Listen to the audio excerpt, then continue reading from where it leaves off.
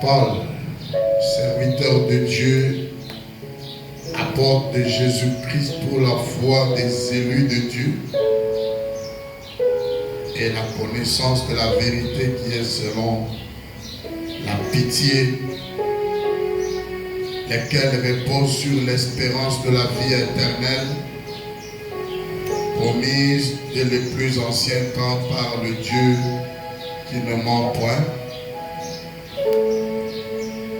et qui a manifesté sa parole en son temps par la prédication qui m'a été confiée après l'ordre de Dieu notre Sauveur.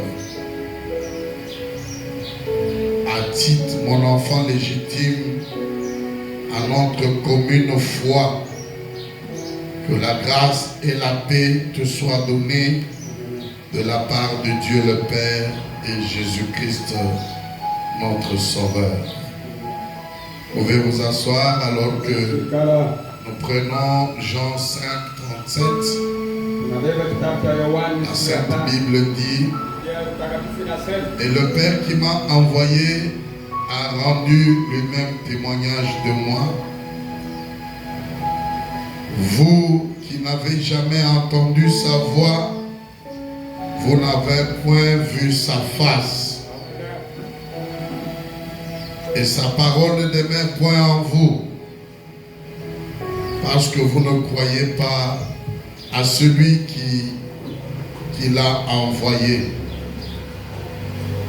Vous sonnez les Écritures parce que vous pensez en avoir en elles la vie éternelle. Amen. Ce sont elles qui rendent témoignage de moi. Et vous ne voulez pas venir à moi pour avoir la vie. Il ne tire pas ma gloire des hommes, mais je sais que vous n'avez point en vous l'amour de Dieu. Amen. Amen. Nous avons vu la foi hors saison. Et nous avons dit que la saison, c'est une période de temps. La saison, elle est un temps bien défini et déterminé.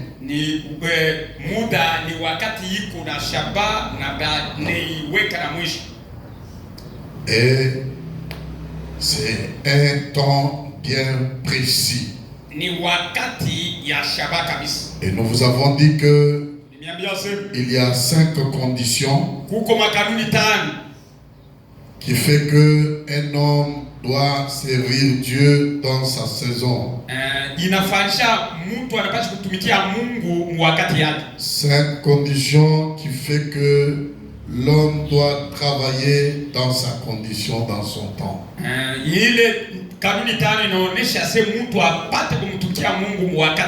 Parce que si il n'a pas les 5 conditions, il va œuvrer en dehors de sa volonté. Et nous avons vu que les 5 conditions dont Dieu, par Frère Branham, nous a énumérées. Il y a la saison, le temps. Il y a la personne. Il y a la parole. Et il y a l'époque ou les temps ou la saison. Ce sont les 5 conditions, les 5 cas qui font que réellement l'homme doit travailler au temps prévu de Dieu pour être dans sa volonté.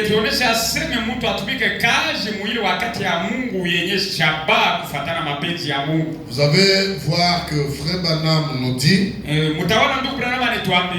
parce que le domaine chrétien ou le royaume chrétien n'est pas matériel. Il n'est pas matériel.